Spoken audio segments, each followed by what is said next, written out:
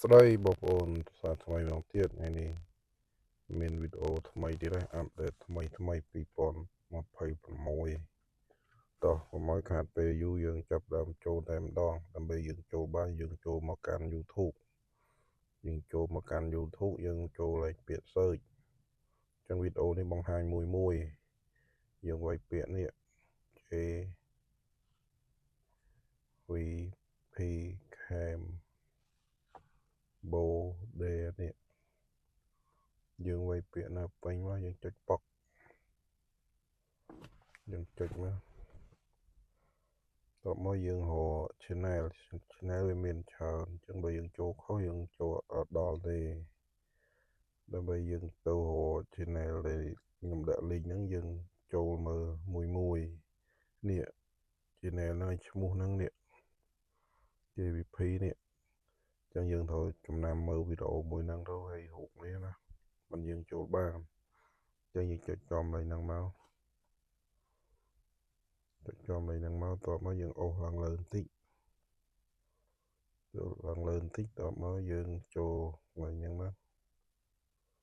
ប៉ុកតបមកយើងចូលលេខនេះប៉ុកតបមកចូលលេខវីដេអូមួយហ្នឹងអញ្ចឹងបងប្អូនត្រូវតែចំណាំមើលវីដេអូមួយហ្នឹងបានយើងចូលបានមើលថាអត់ខុសវីដេអូហ្នឹងគឺយើងចូលមិនបានទេយើងចុចចំវីដេអូហ្នឹងមកចូលចំណាំឬអត់ចំណាំចូលបានទេមកទៀតយើងចូលមកដល់ហើយហ្នឹងហើយ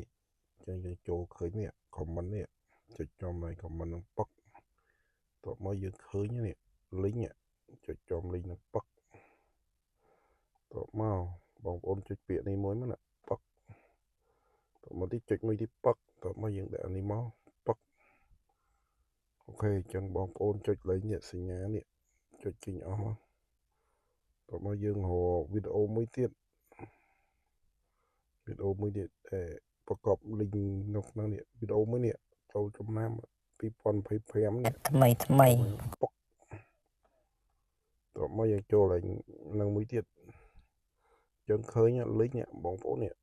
គ្រប់រឿងពីស្អីចុចចំលេខហ្នឹងទៅយើងចូលបានហើយបើបងប្អូនចូលបានអាច comment ក្នុងវីដេអូហ្នឹងដើម្បីខ្ញុំទាញចូលអូតូ